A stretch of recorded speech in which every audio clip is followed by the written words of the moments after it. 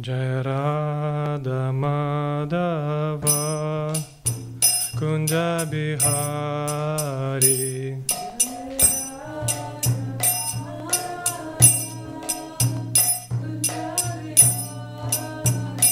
Jaya Gopi Jana Vallabha Givaradhari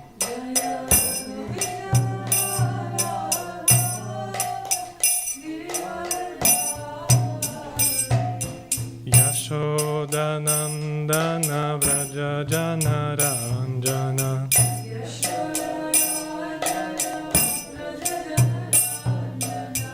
Yamuna Tira Vanachari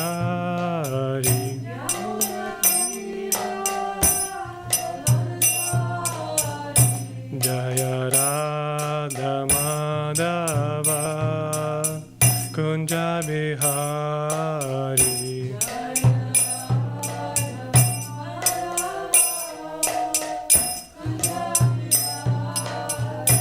Jaya Gopi Jana Vallabha Girvaradhari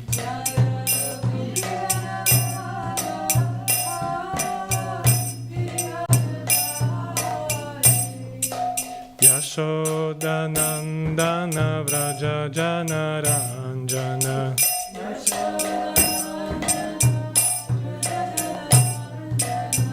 Yamuna Tira Vanachari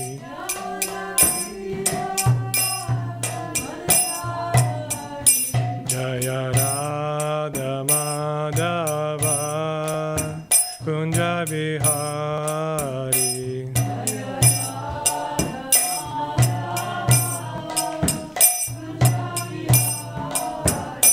Jaya Radha Madhava Kunja Bihari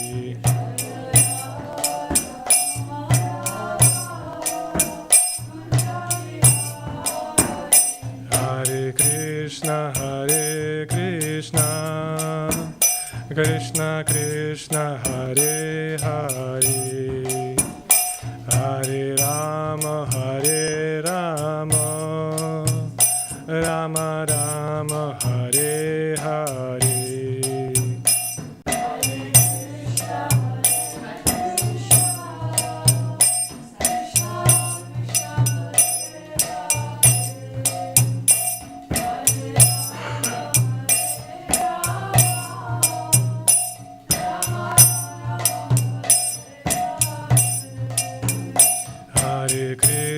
Hare Krishna Krishna Krishna Hare Hare Hare Rama Rama Rama Hare Hare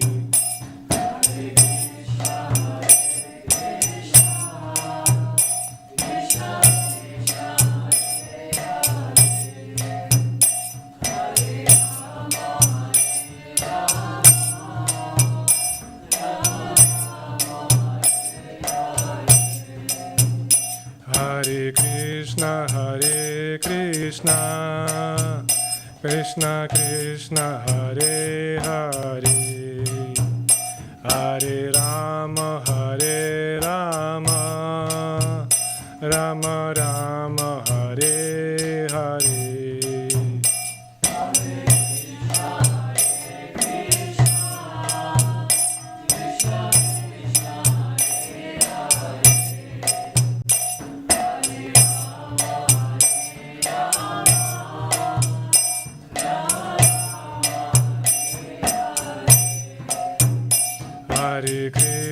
Hare Krishna Krishna Krishna Hare Hare Hare Rama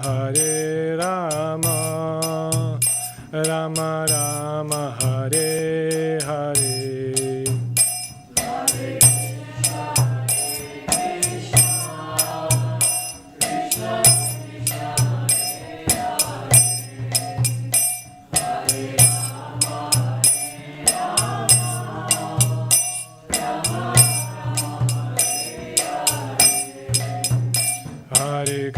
Krishna, Hare Krishna, Krishna Krishna, Hare Hare, Hare Rama, Hare Rama, Rama Rama, Hare Hare.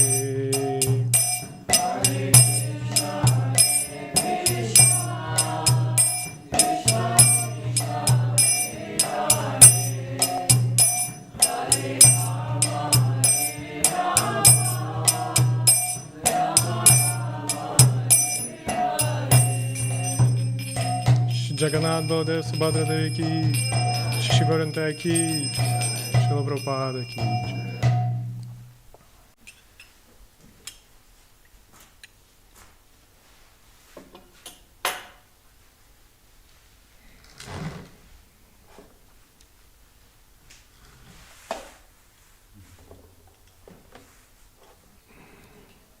No, it will be too low without.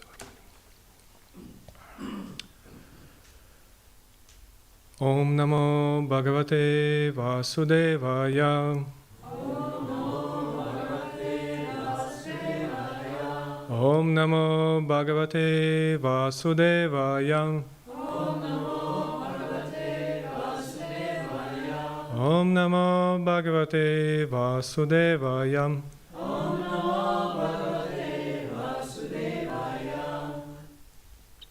So today we will read from 5th canto, chapter 6, text number 2. Is it written? Yeah, it's projected. Oh, perfect. It's even faster.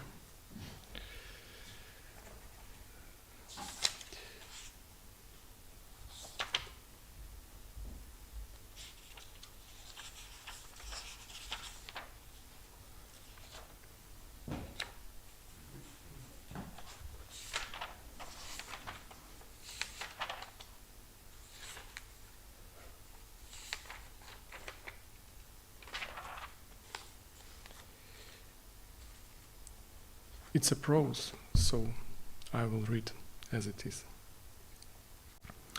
Rishiruvacha shatyam uktam kintviha va eke na manasodha vishrambham anavastanasya satha shatha kirata iva sangachante.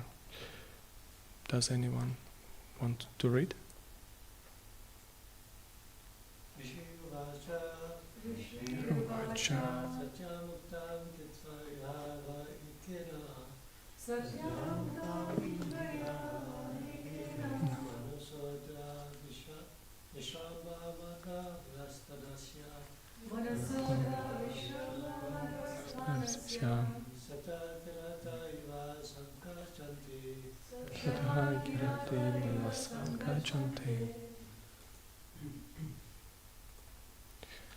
Okay.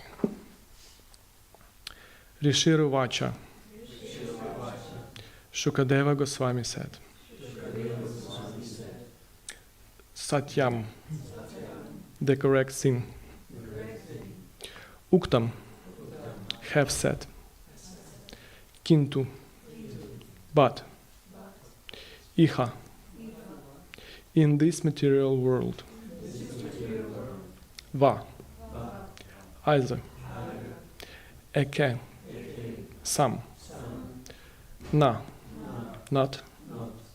Manasa, of the mind. Adha, directly. Vishrambham, faithful. Anavasthanasya, being unsteady. Shatha, very cunning. Kirata, a hunter. Iva, like. Sangachante, become. Translation.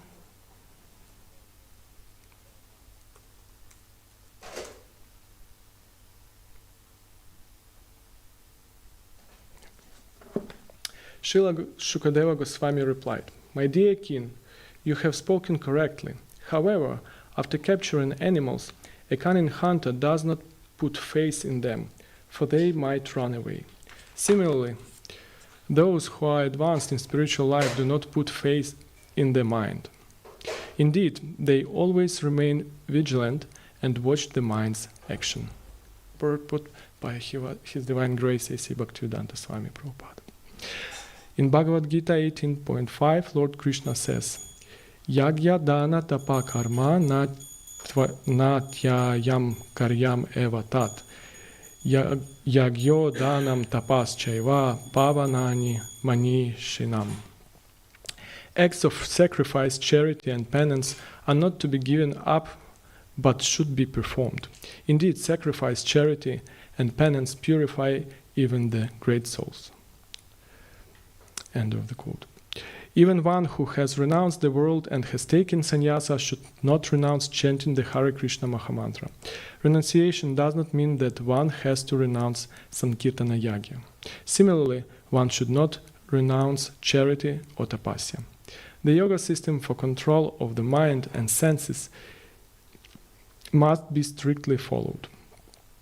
Lord Rishabhadeva showed how severe types of tapasya could be performed, and he set an example for all others. Srila Prabhupada Ki Jai. Again, text. Srila Shukadeva Goswami replied, My dear king, you have spoken correctly. However, after capturing animals, a cunning hunter does not put faith in them, for they might run away. Similarly, those who are advanced in spiritual life do not put faith in the mind. Indeed, they always remain vigilant and watch the mind's action.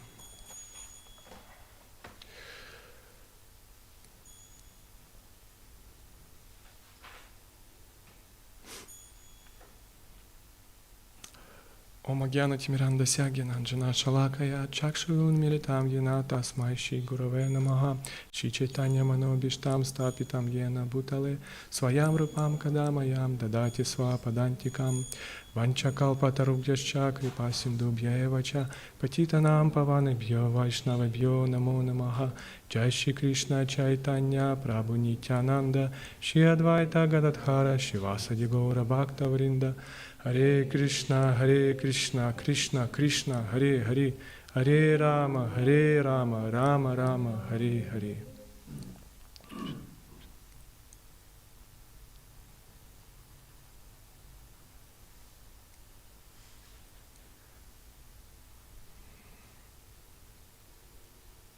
Hare Krishna, dear devotees. I'm grateful to all of you for an opportunity to speak on this topic. For me, it's a big honor to speak, and I will try to tell what I heard from sadhus and read in scriptures on this topic. But first, I, as Damodar Prasad Prabhu told, that it's my first lecture, first Bhagavatam here, and it's actually first Bhagavatam in English. So for me, it's a little bit difficult to switch because I'm thinking in another language, and that's why I have this helper to tell I translated some topics and will read also because I want to share with you exact thoughts which I think in the right words. So let's start. Here Shukadeva Goswami tells this example about the hunter and animal, and for everyone it's obvious that it's an analogy which explains that after you start controlling your mind, even after you start controlling your mind, and maybe you're already advanced in spiritual life, but the one should not take it for granted that the mind will be under the control for all the rest of his life. And so with the Srila Shukadeva Goswami verse, it's clear what he wants to tell. But it seems like Prabhupada writes his purport to a little bit another topic, maybe from the first sight. And where is the connection? But to understand this connection, let's try to look on this topic more widely. And to understand this, we need to look back what have happened before this verse, or before even this chapter, because we know that here in the 5th canto we have 4 chapters which are describing Lord Rishabhadeva's life and teachings, and this is the last chapter. So the logic is that this is the summary of what he performed and told. So, in the 1st chapter it was described Lord Rishabhadeva's appearance. In the 4th chapter, the characteristics of the Lord. In the 5th chapter described the Lord's teachings to his sons, actually to everyone. And the last chapter, the 6th chapter, will describe how the Lord will leave his body. Actually, this chapter is called "The Activities of the Lord," but actually there are some topics which are described in this chapter, but the idea is how he passed away. But the general idea of this chapter is to describe the position of the mind and its low and, I would say, miserable position, and general rules how the person should interact with his mind. So the end of the 5th chapter described the Lord who had all mystical powers. You read this yesterday. Kachakra Prabhu gave the class on this topic. This was the first. This was the first verse of this chapter, and there was a question from Maharaja Parikshit, why so the Lord has all the mystical powers but he didn't use them. And Maharaja Parikshit was interested in this. But first of all, to understand the answer of Shukadeva Goswami, we need to understand what was the teachings, to understand the answer, or to understand why Lord Rishabhadev did so. He didn't use these mystical powers. We need to understand what was the teachings of Rishabhadev. And first he spoke about person, human being, which is unlike an animal who has the high intelligence. So human being has intelligence. This is the difference. But if the human being lives as an animal, then he uses this intelligence to perfect like just selfish animal life. And in the end, the person becomes just a powerful animal, elite animal, but still animal. And we know Prabhupada quotes these 4 principles of animal life: Ahara, Nidra, Bhaya, Maithunam, eating, sleeping, defending, and mating. And the Lord described the goal of human life: divine asceticism for the divine infinite spiritual happiness. And actually, if we talk about tapasya, Lord demonstrated it in very extreme way, very radical way, if it's possible to tell such words about the Lord. But he declared that it doesn't matter how much we gain in the life, the secret of happiness is that a person is satisfied with what he has. Then the Lord spoke about responsibility of elders to the younger ones. What is the responsibility? Can anyone tell? Yes.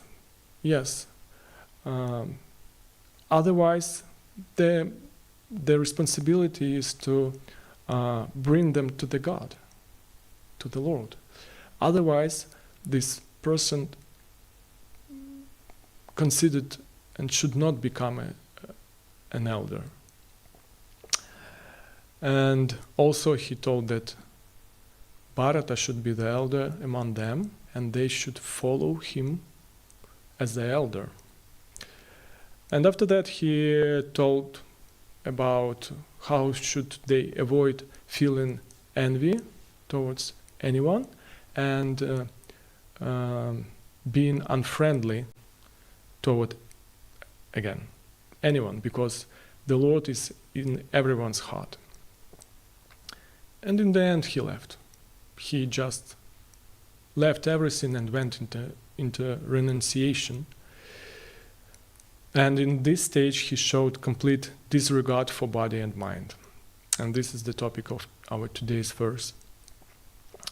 Why he showed it and why he was not attached to this material opulence? Actually, he was not the king of the kingdom or Bharatavarsha, he was the king of the whole universe, it says. And the answer why he did this, and because he was completely absorbed in spiritual consciousness. And how? He performed tapasya. And tapasya means, of course we can tell that this is the Lord and he can perform whatever he wants, but he always comes to show us how to act in this or that circumstances. And Lord Rishabhadev also showed that how people should perform tapasya. And there is it is described how tapasya was performed in the previous yugas, and it means then when it's cold for your body, then you need to go and dive into cold water. And the same if it's warm for you, yogis were making fires around them, having the fifth fire, the sun. And then the mind has but so it means that you need to do the opposite, which the bodily conception tells to you, which mind tells to you. Why? In this way, they achieved the mind stopped working in duality, cold, hot, good, bad. This was the purpose of getting rid of duality, and to stop thinking of oneself as Purusha. But it's possible only when person is absorbed in spiritual experience. And actually, such tapasya which Lord Rishabhadev performed, and such tapasya as I just told, when it's cold, you go to the cold water, or if you are thirsty, then it means no water. It's not the way of the tapasya should be performed in Kali Yuga. So it's not an instruction, direct instruction, I would say. It's not a direct instruction for us how to perform tapasya, but also Prabhupada wanted us to be educated and to know how it was performed, and from the one hand, and from the other hand he tells direct instructions actually in his purport. So Yeah, and if we will do this tapasya as it was described in Bhagavatam, then the person goes mad. I know one devotee. He was living, I guess, as at least in a bhakta program in the temple, not here, of course. I'm not sure that he was brahmachari, but in the end, to make the story short, he decided to perform tapasya and went to Radhakund. I will be there chanting all the time, just the holy name and me. And he went to India, went to Radhakund. He was chanting there, and in the end, he started to choose the places where sadhus are better fed, where is the more tasty food.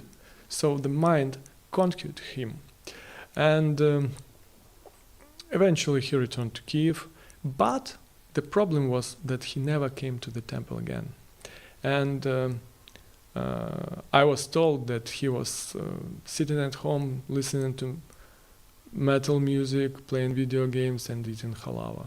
So it's not the worst outcome, I will tell you, eating halava, but still he, from the place where he was sitting and chanting in the most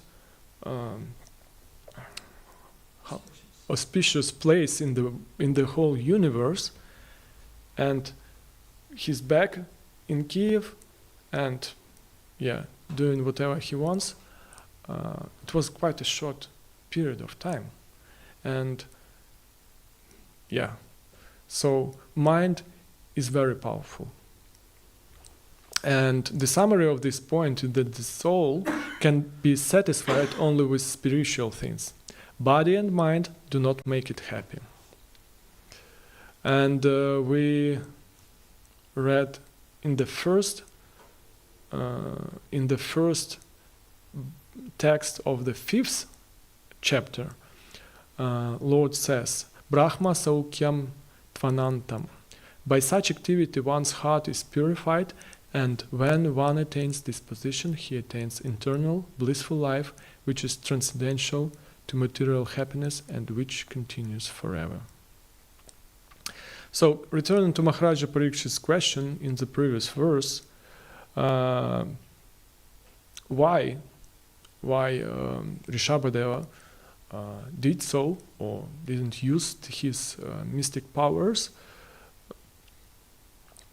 we need to go like few texts before in the purport of 35th text of the 5th chapter. So it was the last text in the previous chapter, and Srila Prabhupada actually answers to this question. He says, Lord Rishabhadeva possessed all these mystic yoga powers, but he was satisfied with his devotional love of Krishna, which was evinced by the ecstatic symptoms such as crying, laughing, and shivering. Actually, Ekachakra Prabhu yesterday told about this. And in the purport to yesterday's verse, Srila Prabhupada says, a devotee is never distressed or satisfied by material opulence. His concern is how to please the Supreme Personality of Godhead. If, by the grace of the Supreme Lord, a devotee achieves extraordinary opulence, he utilizes the opportunity for the Lord's service. He is not disturbed by the opulence.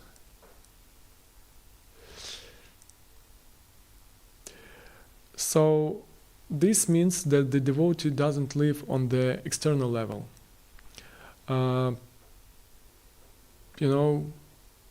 Whether he has a lot of knowledge or not, whether he is handsome or not handsome, whether he is intelligent or not intelligent, famous or not famous, and I'm sure that you also know such devotees who are quite simple from the material perspective, but they are very happy. They are really happy. And from another hand, there are a lot of people who are very intelligent, but they are suffering so much. And they have so many problems in their life. And in most cases, it's just because they are too intelligent. It doesn't mean then, I don't want to tell that you should be stupid or act stupid, but it's not the equal of the happy life. Bhakti is not determined by material characteristics. And so, because material characteristics, in any case, they are not, they has nothing to do with the soul. And this chapter makes a very strict distinction between the soul and the body, whether subtle or gross.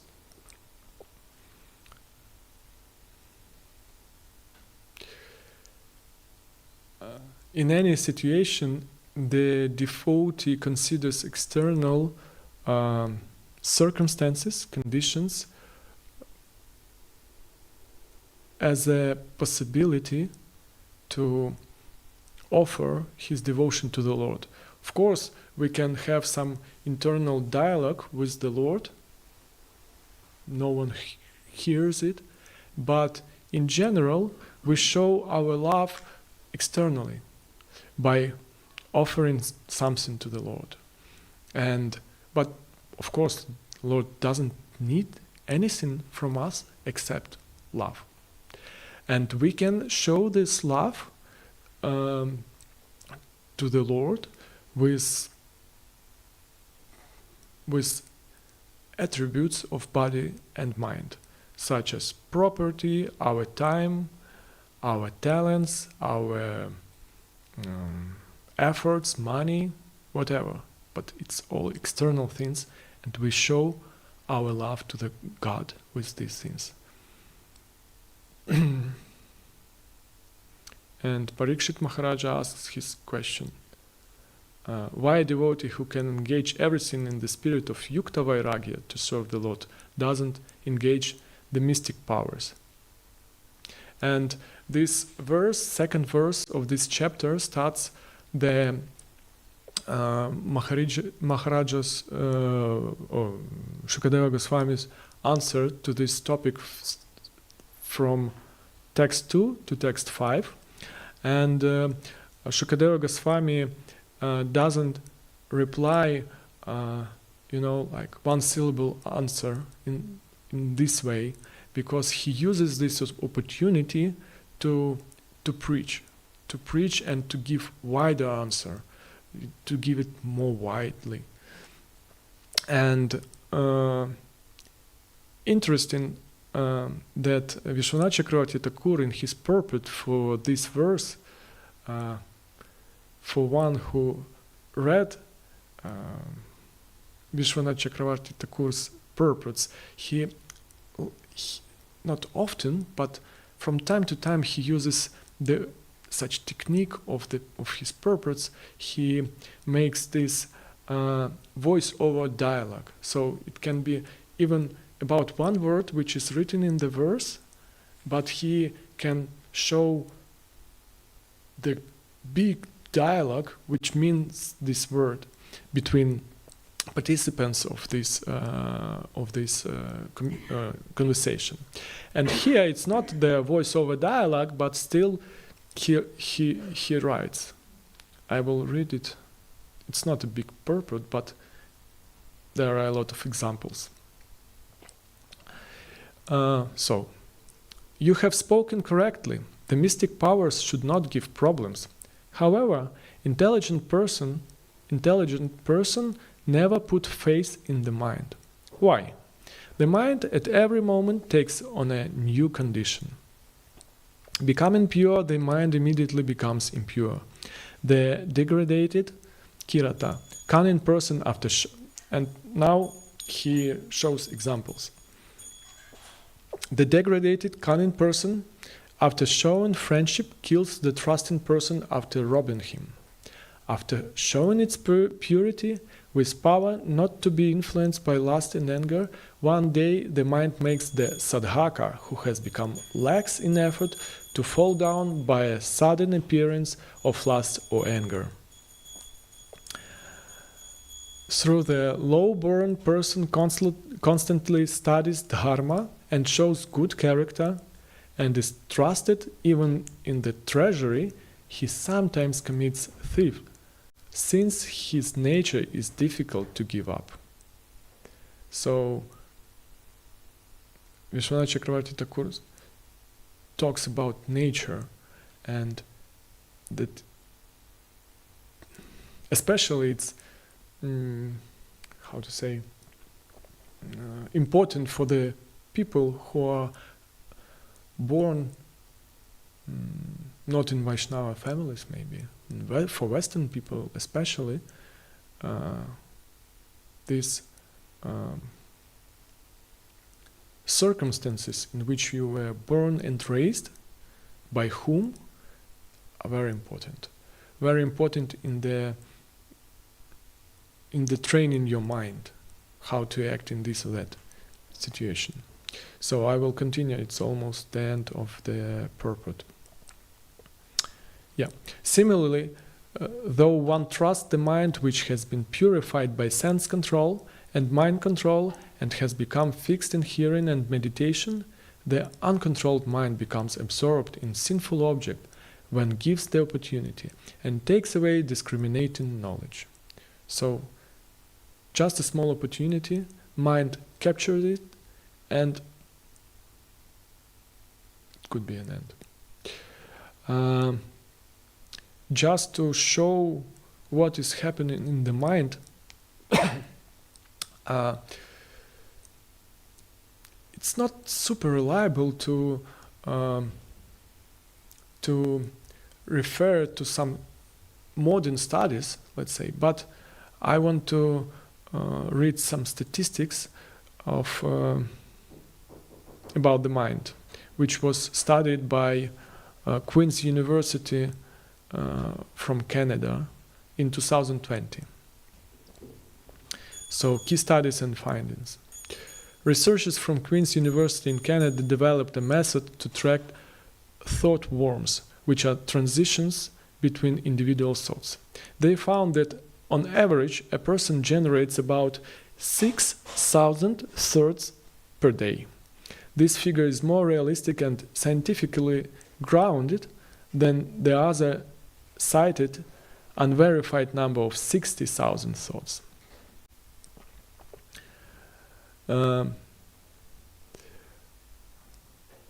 So 6,000 thoughts per day, even if it's 3,000 or I don't know, 1,000, but it's thousands of thoughts per day, and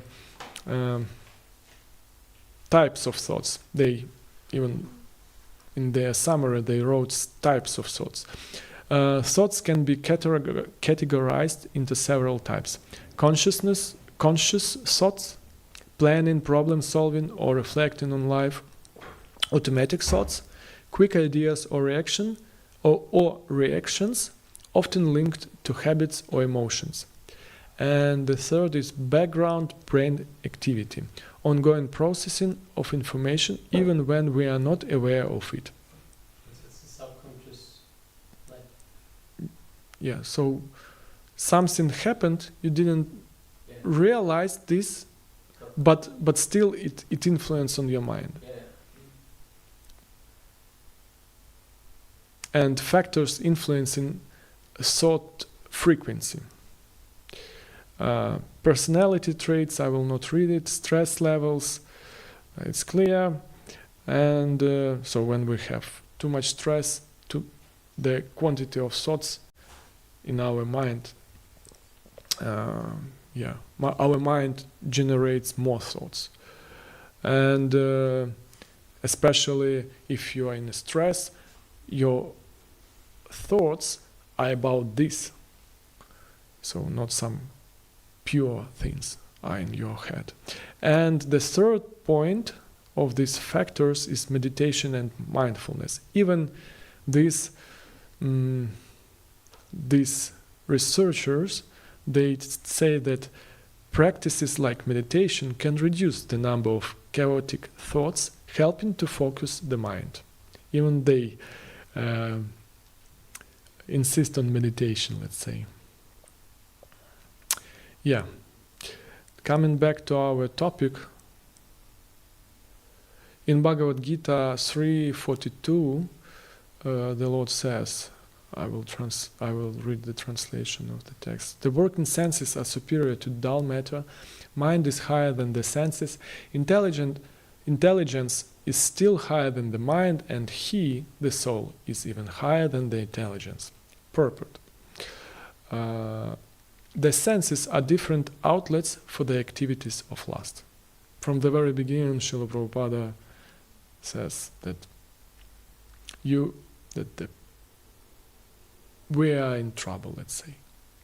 Lust is reserved within the body, but it is given vent through the senses. Therefore, the senses are superior to the body as a whole.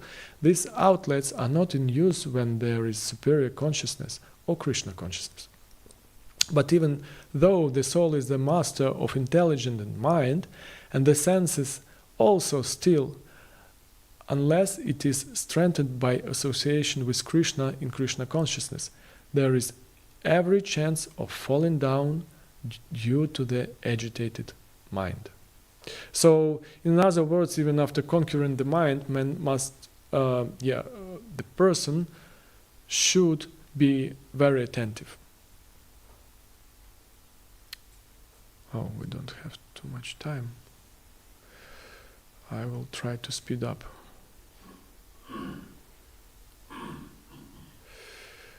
And in this verse, which we read today, Srila Prabhupada writes, even one who has renounced the world and has taken sannyasa should not renounce chanting the Hare Krishna Mahamantra. Renunciation does not mean that one has to renounce Sankirtana Yagya. In other words, renounce, but not from everything. So it means we don't renounce from tapasya, we don't renounce on our level tapasya. We don't renounce of etiquette. We don't renounce from chanting Hare Krishna Mahamantra. But on this topic, it will be the, I would say, topic of tomorrow's lecture, tomorrow's verse.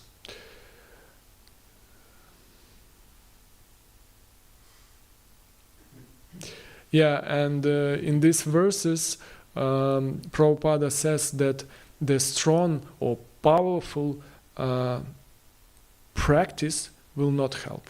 So it means practicing tapasya. If we rely on our strengths and we will conquer the mind with, I don't know, sitting 10,000 years on the stone, no, we will become mad. We have to keep, or the person have to keep his mind occupied by chanting Hare Krishna. And for us, to have the mind occupied by meditation on the Lord, for us it means to follow Vaidhi Bhakti. To control the mind means to follow rules and regulations. And it's very important thought, let's say. It's very important conclusion. Why? Because this chapter, in the end of this chapter, Shukadeva Goswami will tell about he will describe the imitators who imitated the external behavior of the Lord, having nothing inside. And it's quite dangerous.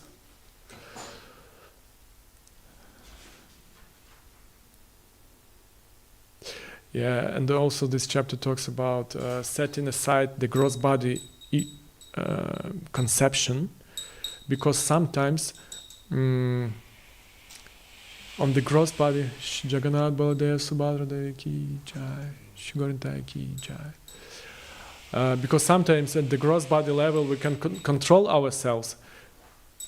It's quite difficult, but still it's possible. But not so difficult. But it's more difficult to control yourself on the level of the mind. For example, during kirtan, while everyone is dancing, someone can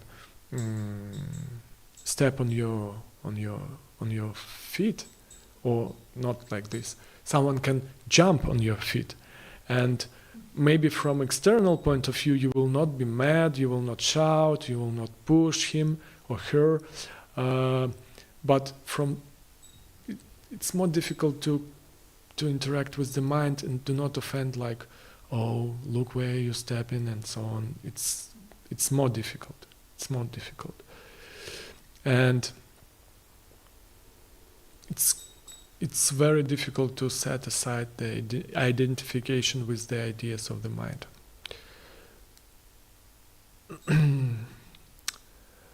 The practical lesson to be learned is that we must ignore the dictates of the mind and our senses in occupying them in the service of the Lord. This is the general principle, let's say. So we should distinguish between what the mind and its desires are, between what our senses and their desires are, and the soul. And the soul, it's me. So we should distinguish these things. And just to finish, I recently was listening to the class on this topic from Bir Krishna Goswami Maharaj, and he started his class from Las Vegas. Actually, he told, I'm not using Las Vegas in the word, even these words, in my lectures, but recently there was a situation when there was a show, magician show or trick show, and there was a tiger and, as he says, magician, a person who was showing some tricks together with this tiger, and a lot of people were sitting in this place, with this hall, I don't know how to say this, and he was showing some tricks with the tiger, but suddenly tiger attacked him and dragged away from the stage. And people who were sitting there, they thought, oh, what a nice trick, it looks realistic. And Bir Krishna Goswami says that the tiger, why he gives this analogy that the tiger is our mind, which drags us away, our soul, from Krishna, out of stage, and stage is a Krishna consciousness. And what is the practical manifestation of control in the mind? It's regulation. So person should follow regulative principles, should follow, as he says, you can set your watch on someone. So he should be predictable, and he should set an example. And it's very important, when you are setting an example by your behavior, you should be happy. Because sometimes you maybe have quite strict sadhana, following all these programs, chanting, but you are angry, bitter, and it's very important to be a good role model, as he says. But to be a good role model, you can be only when you are absorbed in Krishna consciousness, and you show your love to Krishna by using all your possibilities, let's say, in the service. And in our position, service doesn't mean only cleaning the floor in the temple, or I don't know, all these practical things, but to keep the mind away from the bad things, let's say. It's also the service and part of our sadhana. Actually, in general, that's all what I wanted to say. If anyone wants to add something, please. Yes, Mataji. Thanks so much for such a nice class. Didn't feel like it was your first time speaking in English. It was very, very nice. Thank you. Thank you. Our mind, it drives us in 7 different directions all the time, and even if it is occupied in Krishna conscious activities, even while performing Krishna conscious activities, our mind is diverted. So sometimes, by personal experience, I thought I can share this, that sometimes when in desperation, prayers really help. So just praying to Krishna and surrendering, that really helps personally. I just wanted to share this. Thank you. Thank you, Mataji. It's a really nice add-in, because it's prayers. For me, it's quite difficult to judge, but it looks like unpractical thing from the material perspective, let's say, prayer. But if someone really sincerely prays, really sincerely, not in front of everyone, just you and me, God, you have no chances that God will ignore you. Definitely. And actually, I also have such experience when I, for example, had some difficulties in my life and asked devotees to pray, and I saw the result. And prayer, you can't even, how to say, in any case, thank you very much. It's very, very strong thing which can help us to maintain or to overcome some obstacles. Thank you. Hare Krishna. Thank you very much, Prabhu, for the wonderful class. I just wanted to add a little bit. You mentioned about that devotee who wanted to just chant by Radhakund and was not able to. So similarly, there was a story by Srila Prabhupada, his disciple, also said to Prabhupada, look, is it okay if I just chant and chant, in Vrindavan or Mayapur? I think more than likely Vrindavan. And Prabhupada told him, look, you won't be able to, but he insisted. So Prabhupada said, yes, please go ahead then if you want to. And unfortunately, I think it didn't last very long, because our mind is always disturbed. We're not able to sit comfortably. We're thinking about prasadam, as you mentioned. So within Satya Yuga, that's a period where we have the opportunity to meditate on the Lord, because Satya Yuga is a bit more pious, a bit more tranquil. And in Treta Yuga, then they perform yagya. In Dwapara Yuga, they perform deity worship. And in this age, Kali Yuga, they perform the Harinam Sankirtan. And for this age, to control the mind, doing the holy names of the Lord is the most beneficial way of coming back to the spiritual planet, spiritual world. Thank you. Thank you, Prabhu. I can add that it's very important to have supervision, and I would say it's almost important. We always tell about that we have to accept spiritual master and so on, but our reality is that spiritual master can be quite far away, really far away, and he maybe doesn't know your name and how you look and so on, but it's important to have a spiritual guidance, and it's important to have some superiors to whom you can come and ask, may I go to Radha Kunda and chant, for example? They will tell you some words about this, but it's also the hard work to have such relationship when you can open your heart and they know you and they are superior.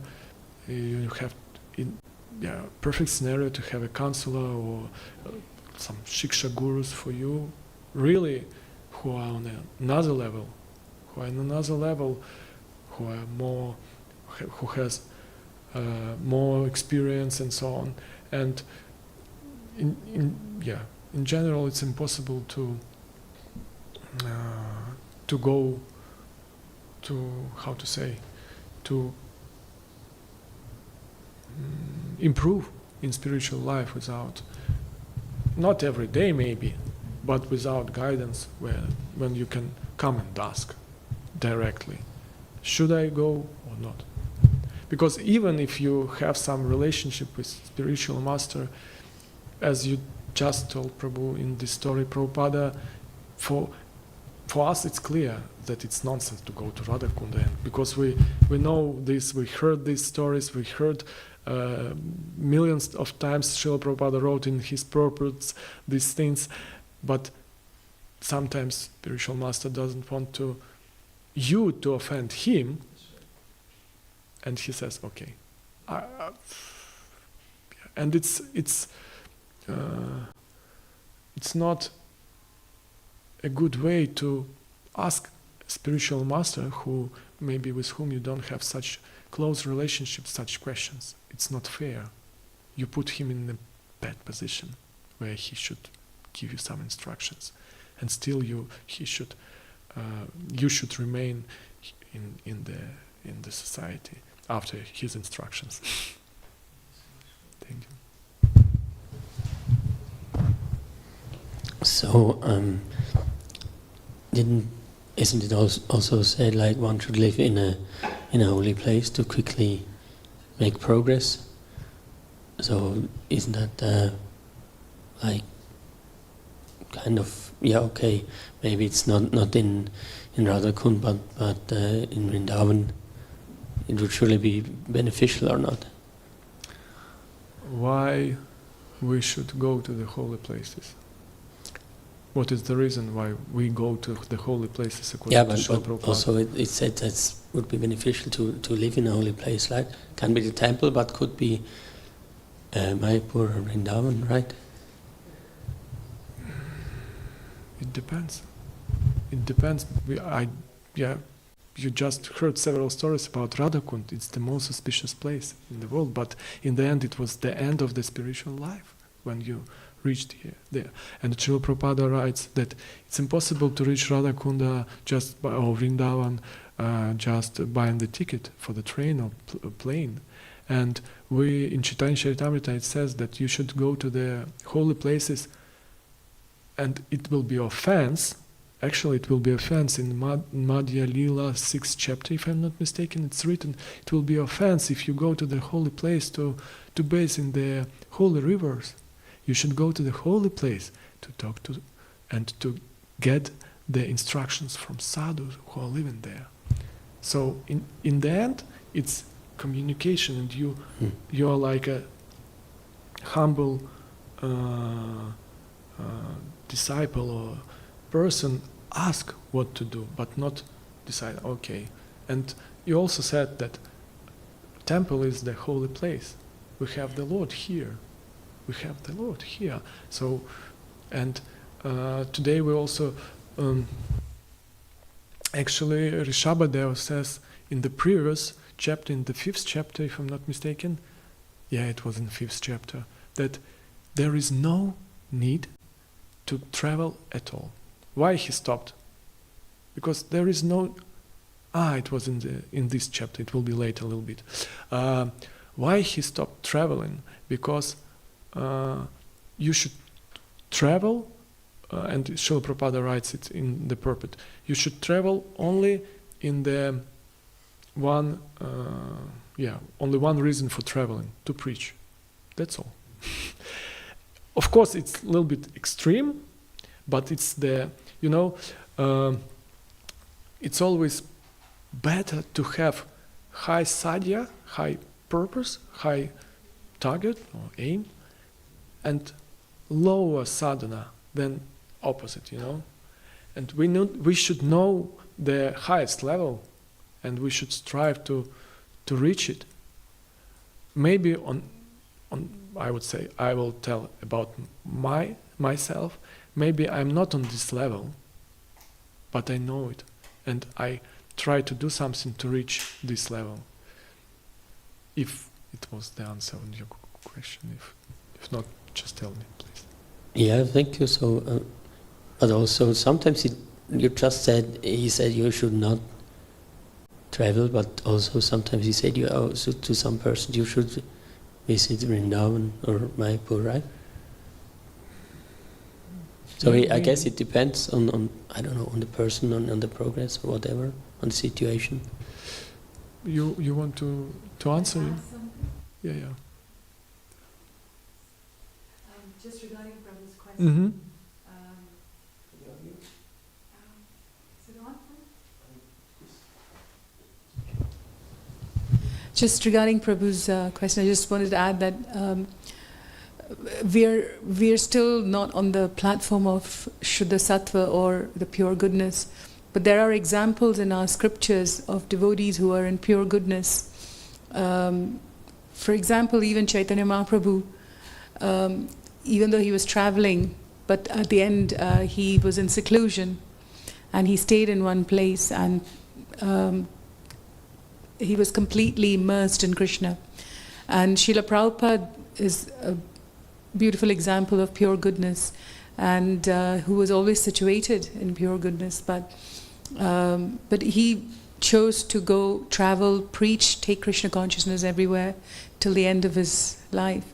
So our position is quite minimalistic because we are not yet on the platform. We're still trying to overcome our modes of passion or ignorance, and so we try and follow the Acharya's instructions. And according to the Acharya's instructions, Prabhupada says that one can visit the holy places. We don't have to necessarily live there, but we can visit the holy places, we can associate with devotees, we can have prasadam, we can hear the Bhagavatam, and different ways we can overcome our modes and try to become good. So just Thank you. I think the answer to, I will try to answer your question, that it's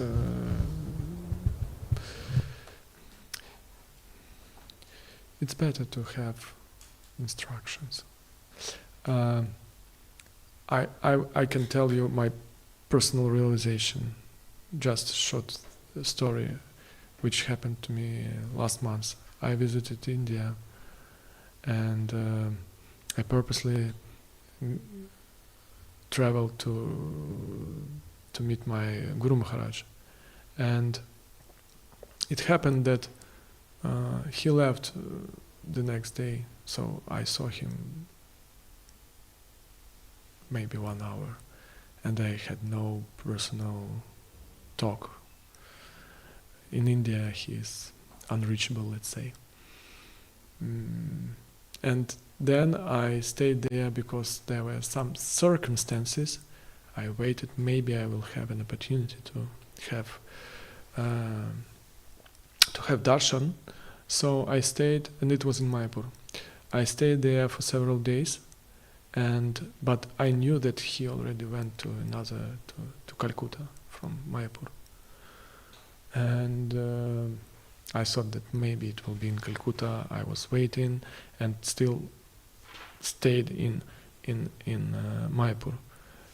And these several days, it's Mayapur, it's Panchatattva, Radha Madhava, Nrisimhadeva, and this new temple which they are building. But it was so stressful for me, I know that my spiritual master is not here. I want to meet him, and I apologize, but for me, for the white monkey, it's quite difficult to tolerate all these crowds. And it was it was Kartik. It was still Kartik month, and it was overcrowded. 7 a.m. there is no place to sit to chant your rounds. Okay, no, excuse me. After Tulsi Puja, it was almost no place in the temple is quite big. After Tulsi Puja, so it's even 5. Yeah, and I knew that I need to be in another place. You know, I want to. It's a good place. I went to Ganga every day. I had some communication. I had some interaction with the devotees, but still, I was without, let's say, guidance there, because actually I had a green light from my counselor to go there and so on, but because of all these circumstances and because it's so crowded, it was quite difficult. It was quite difficult, and you will be on the safe side if you will have some spiritual guidance, some real person who knows you good, who knows your circumstances, you know your family situation, you know your social situation, who can tell you, yeah, I would recommend, or I would do it in this way, and you decide. He'll never tell you, just put this right leg here, left leg here. No one will tell you in this way, of course. But it's easier to improve, to work with your character, to work with your traits of character, with the guidance. So, yeah. Yeah, thank you very much. Thank you. I guess we need to stop. Thank you very much. Grangaraj Srimad Bhagavatam ki jai, Srila Prabhupada ki jai.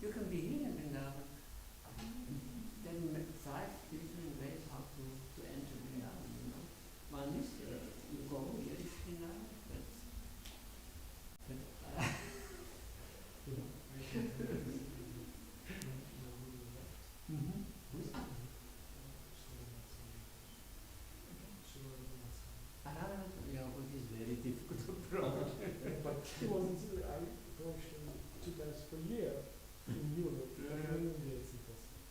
Yeah, of course. It's impossible.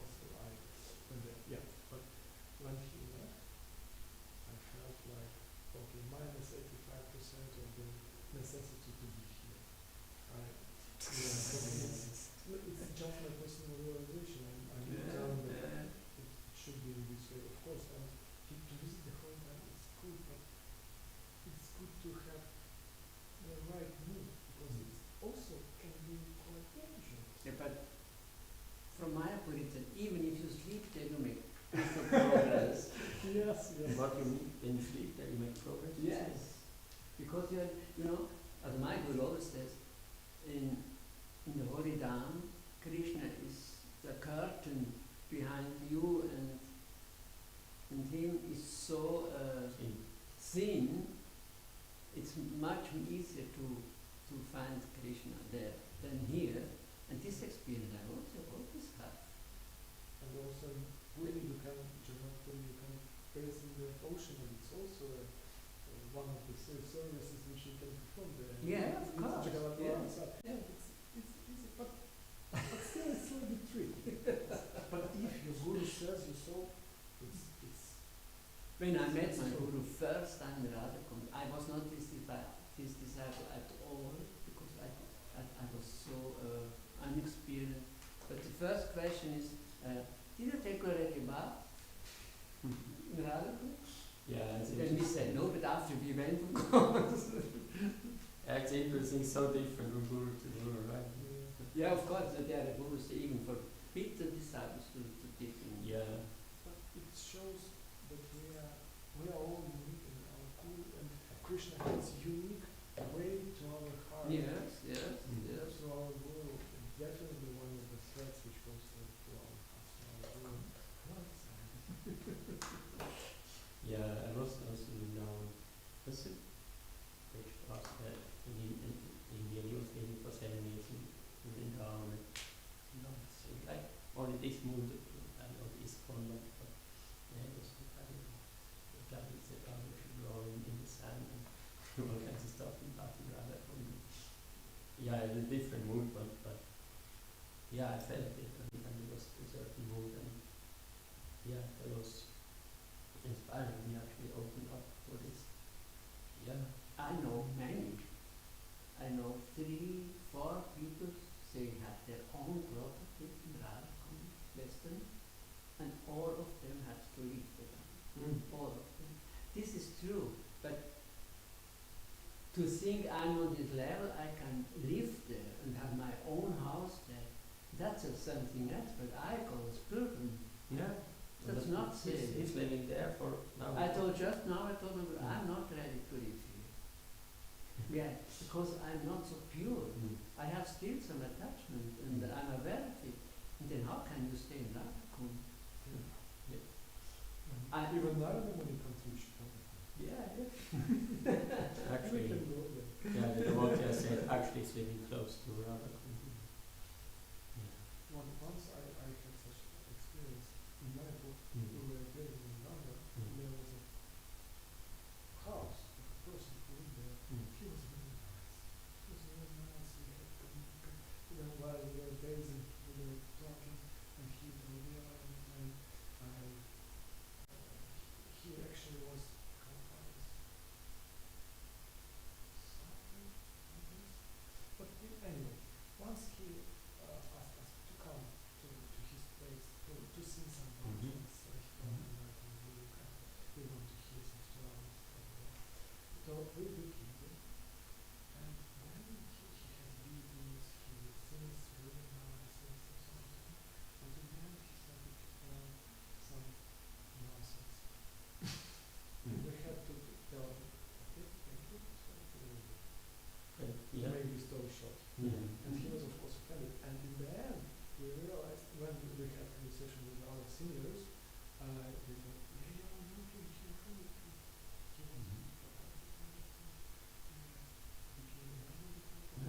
he was meditating on this eternal group and all these things. So it's a little bit tricky.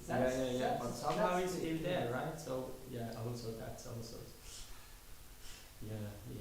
But the Krishna is one of his classes told me, if you are happy in Krishna consciousness and you are offended, if you are offended, actually, then it's just a matter of time when you Probably. Yeah, must be. Yeah. Also kostet es nichts. Ja, ganz schön. Okay. Ja. It's time to break the fast. Okay. Knopfdrucker.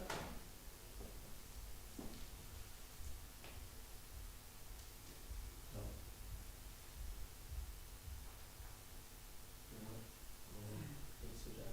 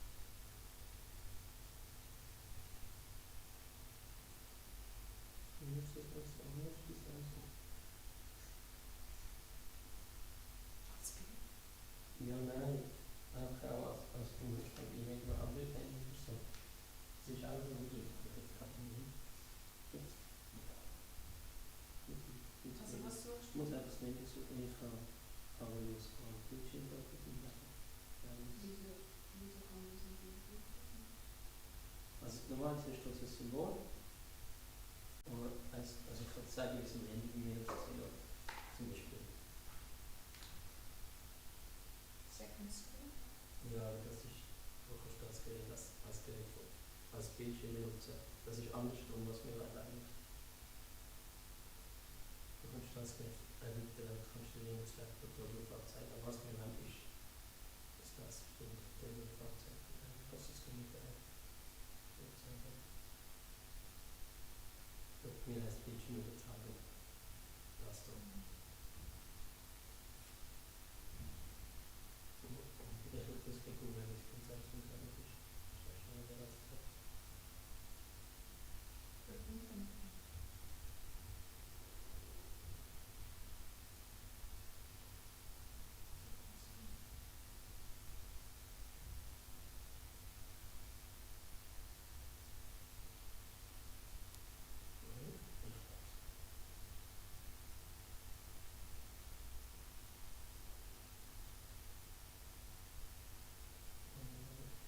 Smart things. Smart view. Kannst du mal Smart view Bildschirm machen?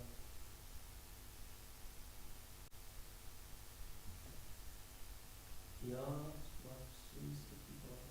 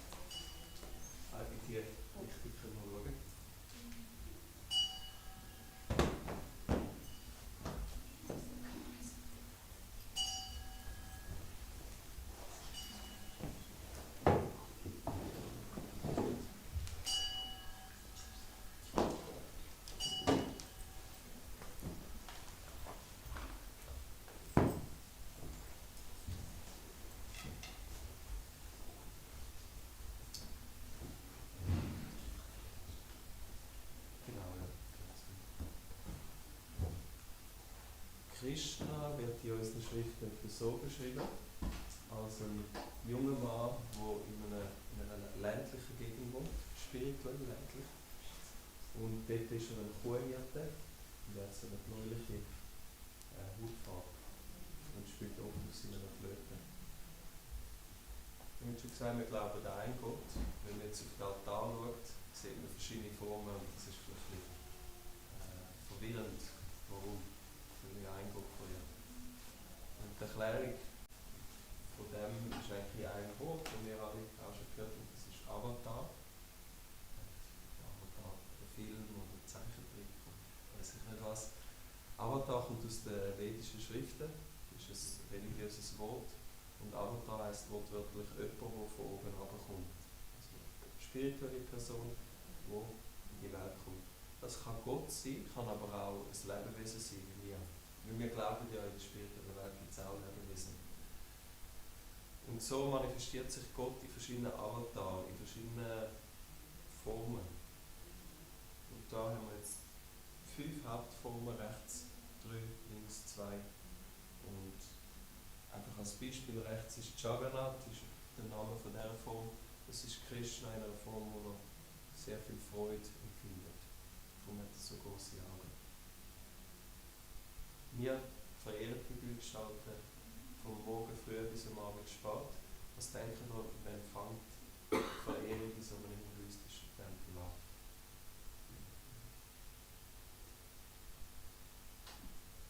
Ja? Ja. Also die Verehrung fängt am Viertel vor 4 an und um 4:30 ist die erste Zeremonie. Und wir versammeln uns dann immer alle um 4:30 da und tun die Zeremonie beiwohnen und wir singen oft auch Lieder. Wir haben vorhin gesagt, wie das Essen dann da hochkommt, also es wird gekocht und kommt dann da hinten mit einem Lift. Der Priester bringt das hoch, dann wird es da auf den Tisch serviert. Und das passiert dann alles hinter geschlossenen Vorhängen. Krishna ist eine Person, die versucht auch eine gewisse Privatsphäre zu ermöglichen. Darum, auch wenn er umgezogen wird, das passiert immer hinter geschlossenen Vorhängen. Wenn ihr jetzt morgen kommen würdet, wäre da wieder ganz ein anderes Bild, weil eben die Priester jeden Tag Bildgestaltete neu anziehen, neu schmücken. Und bei uns im Tempel hat Krishna etwa 70 verschiedene Kleider. Und der Priester tut jeden Tag ein neues Kleid wählen und mit Schmuck verzieren. Die Idee ist, ihnen Freude zu machen, so wie wir gerne gut aussehen oder gut essen. Aber wir glauben, die Tendenz in uns kommen alle von Krishna und er tut auch gerne auf die Art und Weise geniessen. Wir haben nach der morgendlichen Zeremonie um 4:30